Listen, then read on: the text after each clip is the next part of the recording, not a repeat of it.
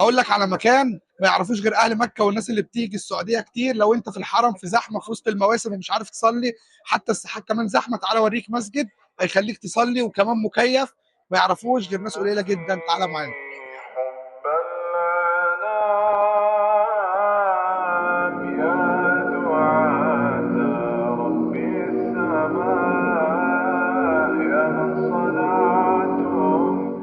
المسجد هنا باطلال على الحرم رائعه جدا ومتميزه، هتحس انك انت قاعد جوه الحرم.